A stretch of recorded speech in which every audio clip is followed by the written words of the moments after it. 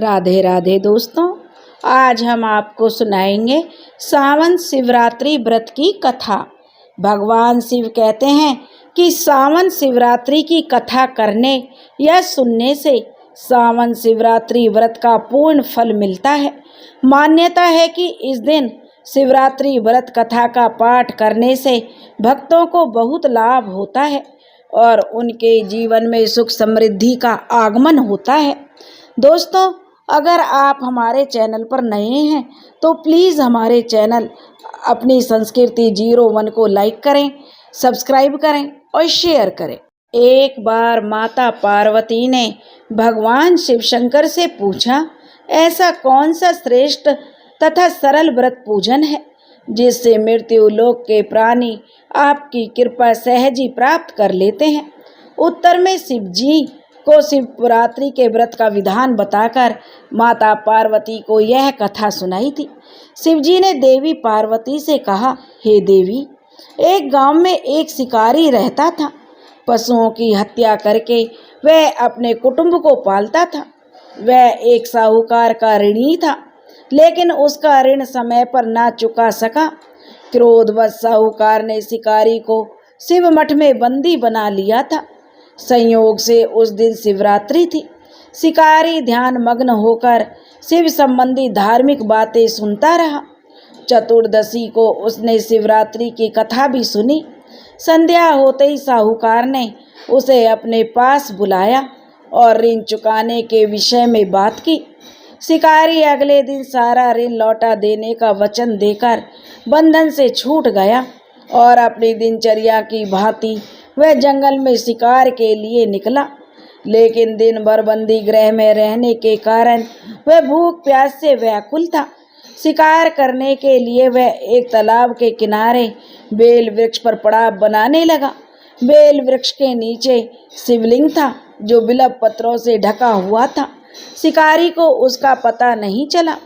पड़ाव बनाते समय उसने जो टहनियाँ तोड़ी वो संयोग से शिवलिंग पर गिरी। इस प्रकार दिन भर भूखे प्यासे शिकारी का व्रत भी हो गया और शिवलिंग पर बेल पत्र भी चढ़ गए। एक प्रहर बीता जाने के बाद एक गर्भिणी हिरनी तालाब पर पानी पीने पहुंची। शिकारी ने धनुष पर तीर चढ़ाकर जो ही प्रत्यंचा खींची। हिरनी बोली, हे शिकारी, मैं गर्भिणी हूँ, शीघ्र ही प्रसव करूँगी। तुम एक साथ दो जीवों की हत्या करोगे जो ठीक नहीं है। मैं अपने बच्चे को जन्म देकर शीघ्र ही तुम्हारे सामने प्रस्तुत हो जाऊंगी, तब मुझे मार लेना। शिकारी ने प्रत्यंचा ढीली कर दी और हिरनी झाड़ियों में लुप्त हो गई। कुछ देर बाद एक और हिरनी उधर से निकली। शिकारी की प्रसन्नता का ठिकाना नहीं रहा। समीप आने पर उसने धनुष पर बाण चढ़ाया। तब उसने देखा, हिरनी ने विनम्रता पूर्वक निवेदन किया, हे पारधी, मैं थोड़ी देर पहले ही ऋतु से निवृत्त हुई हूँ, काम आतुर गृहिणी हूँ, अपने प्रिय की खोज में भटक रही हूँ। मैं अपने पति से मिलकर शीघ्र ही तुम्हारे पास आ जाऊंगी। शिकारी ने उस हिरनी को भी जाने दिया। 2 बार शिकार को खोकर उसका माथा ठनका। वह चिंता में पड़ गया। रात्रि का आखिरी पहर बीत रहा था। तभी एक अन्य हिरनी अपने बच्चों के साथ उधर से निकली। शिकारी के लिए स्वर्णिम अवसर था। उसने धनुष पर तीर चढ़ाने में देर नहीं लगाई। वह तीर छोड़ने ही वाला था कि हिरनी बोली, हे पारधी, मैं इन बच्चों को इनके पिता के हवाले करके लौट आऊंगी। इस समय मुझे मत मारो।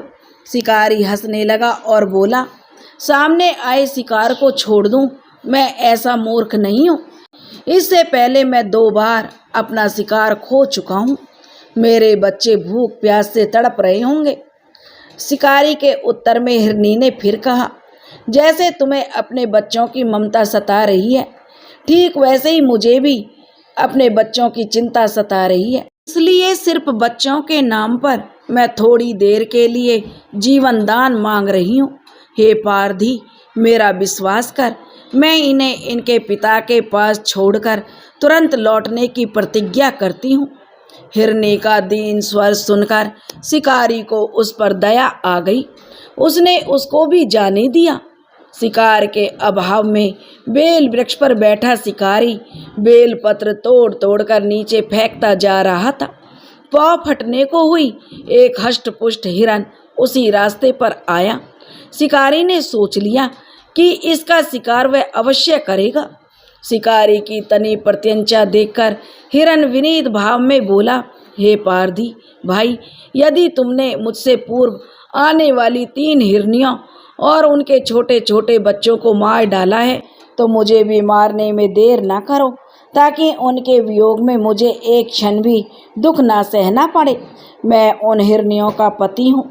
यदि तुमने उन्हें जीवन दान दिया है तो मुझे भी कुछ क्षण जीवन दान देने की कृपा करो। मैं उनसे मिलकर तुम्हारे सामने उपस्थित हो जाऊंगा। हिरन की बात सुनते ही शिकारी के सामने पूरी रात का घटनाक्रम घूम गया। उसने सारी कथा हिरन को सुना दी। तब हिरन ने कहा, मेरी तीनों पत्नियां जिस प्रकार प्रतिज्ञाबद्ध होकर गई हैं, मेरी मृत्यु से अपने धर्म का पालन नहीं कर पाएंगी। इसलिए जैसे तुमने उन्हें विश्वास पात्र मानकर छोड़ा है, वैसे भी मुझे जाने दो। मैं उन सब के साथ तुम्हारे सामने शीघ्र ही उपस्थित होता हूँ।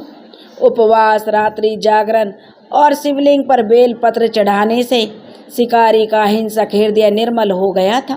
उसमें भगवत शक्ति का वास हो गया था। धनुष तथा बाण उसके हाथ से सहज ही छूट गए।